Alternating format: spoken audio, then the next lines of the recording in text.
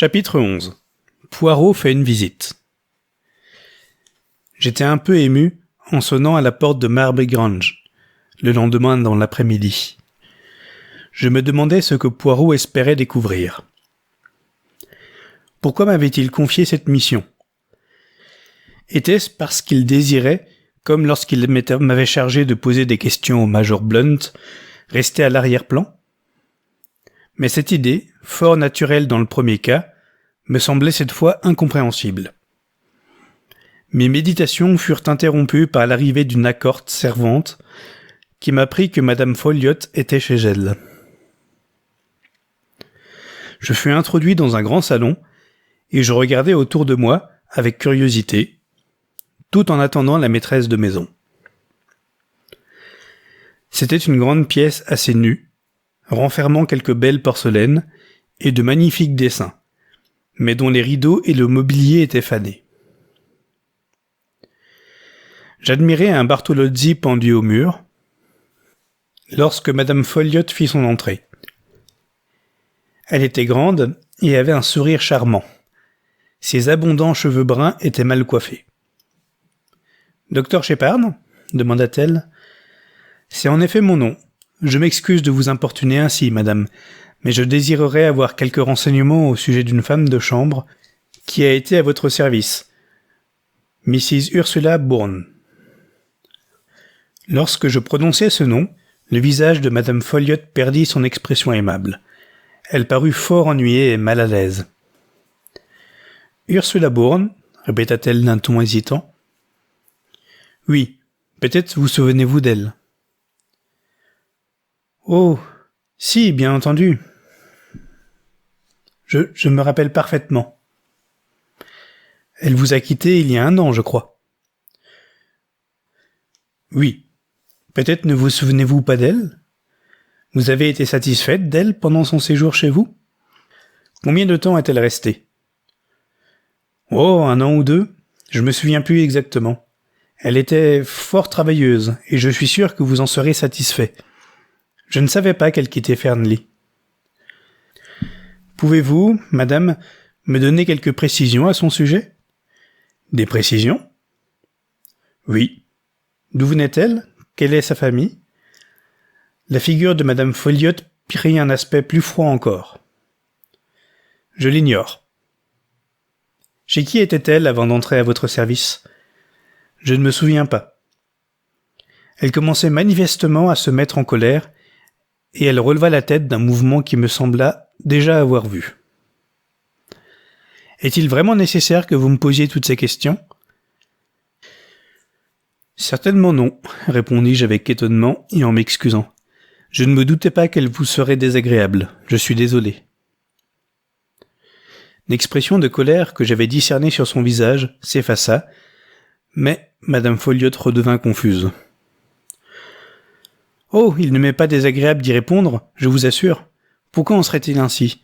Cela m'a seulement paru étrange. Oui, voilà tout, un peu étrange. » Un médecin sait toujours reconnaître un mensonge. Je me rendais fort bien compte que madame Folliot était plus qu'ennuyée d'avoir à me répondre. Elle était bouleversée, et il était évident que je me trouvais en présence d'un mystère qu'elle ne voulait pas me dévoiler. Je la jugeais comme devant être une de ces femmes incapables de dissimuler, et qui, par conséquent, sont tout à fait malheureuses lorsqu'ils y sont forcés. Mais il était également certain qu'elle était décidée à ne plus rien m'apprendre. Quel que fût le mystère qui entourait Ursula Bourne, madame Folliot ne m'aiderait pas à l'éclaircir.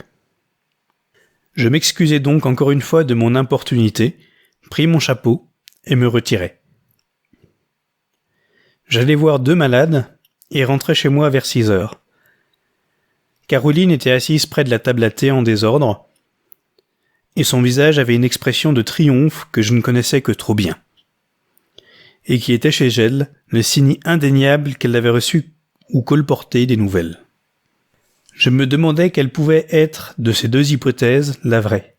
« J'ai passé un excellent après-midi, » commença ma sœur, tandis que je me laissais tomber dans mon fauteuil et présentais mes pieds à l'ardente chaleur du feu.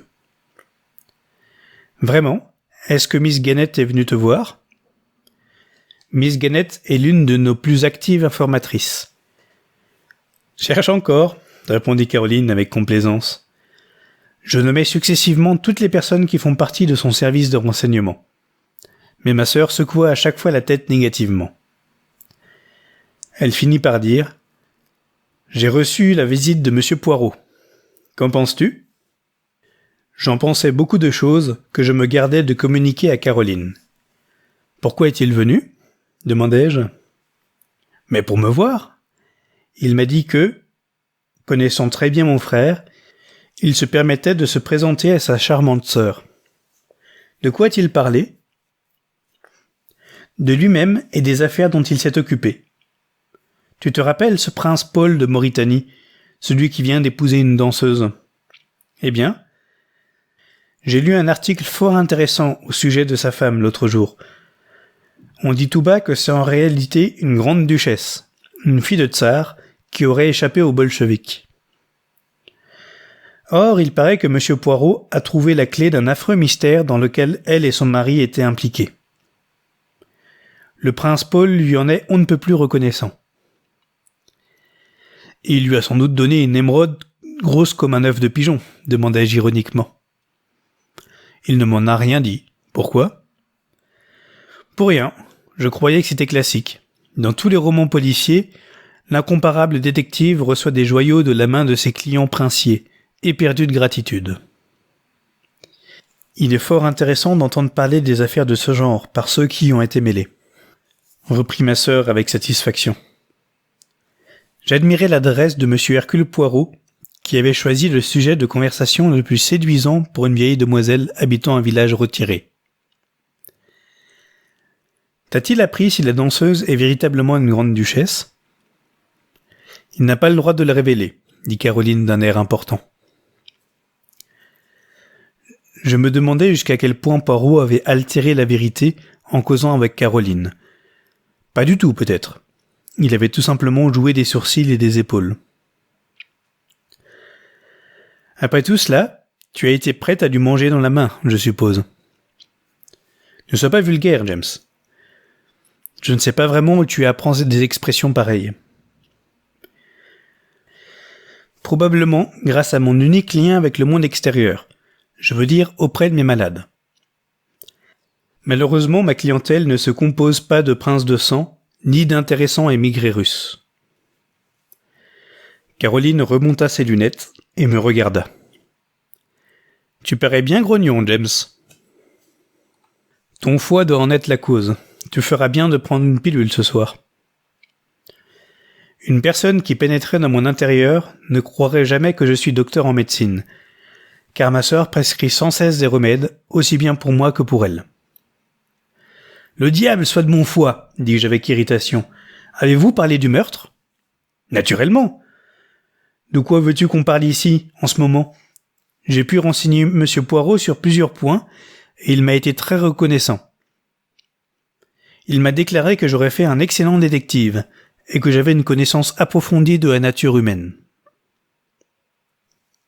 Caroline ressemblait à une chatte devant un bol de lait. Elle ronronnait positivement. Il m'a beaucoup entretenu de ces petites cellules grises du cerveau et de leurs fonctions. Il affirme que les siennes sont de première qualité. Cela ne m'étonne pas, affirmai-je avec amertume. La modestie n'est pas sa première qualité. Je voudrais bien ne pas te voir faire autant de critiques, James. Monsieur Poirot estime qu'il serait fort important que Ralph se montrât aussitôt que possible, car sa disparition produira très mauvaise impression lorsque l'enquête aura lieu. Qu'as-tu répondu à cela ?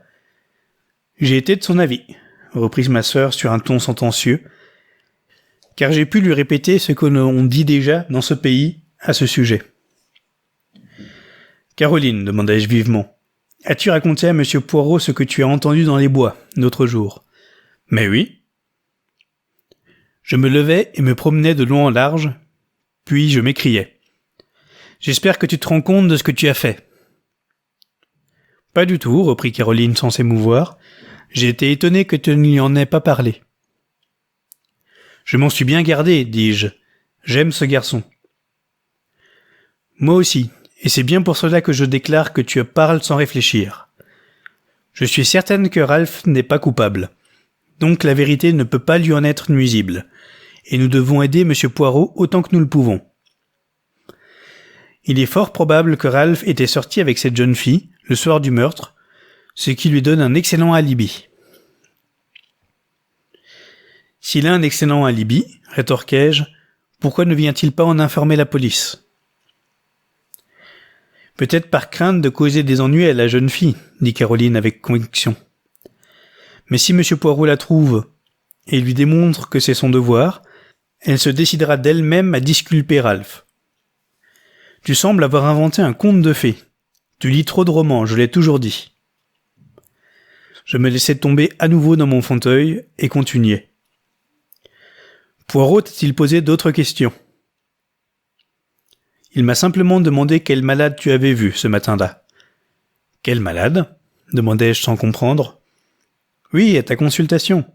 Combien ils étaient et d'où ils venaient ? Et tu as pu le renseigner ? Caroline est vraiment extraordinaire. Pourquoi pas ? S'écria-t-elle triomphalement. De cette fenêtre, j'aperçois le chemin qui conduit à la salle d'attente. Or, j'ai une excellente mémoire. Bien meilleure que la tienne, James, je t'assure. J'en suis certain, murmurai-je machinalement. Ma sœur reprit en comptant sur ses doigts.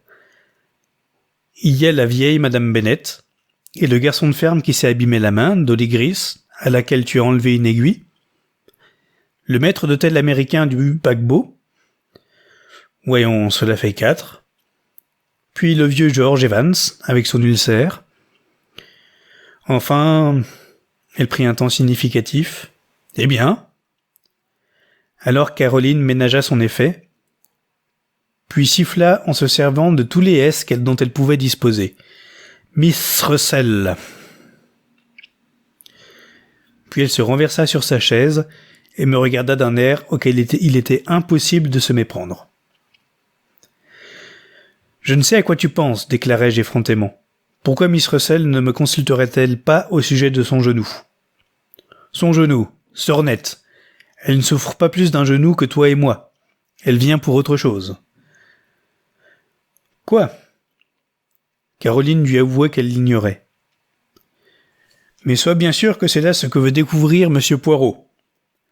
Cette femme est bizarre, et il s'en est aperçu. Madame Ackroyd m'a dit hier précisément la même chose. Elle prétend que Miss Russell est étrange. Ah ! S'écria Caroline d'un ton sévère. Madame Ackroyd, en voilà une autre. Une autre quoi ? Mais ma sœur refusa de s'expliquer davantage. Elle hocha simplement la tête plusieurs fois, plia son tricot, et monta dans sa chambre pour revêtir la blouse en soie mauve et le médaillon d'or qui constituait sa toilette de dîner. Je restai au même endroit, réfléchissant à ce que je venais d'entendre. Poirot était-il vraiment venu chercher des renseignements concernant Miss Russell, ou bien l'esprit de Caroline interprétait-il tout selon ses idées ? L'attitude de Miss Russell n'avait rien offert qui pût prêter au soupçon.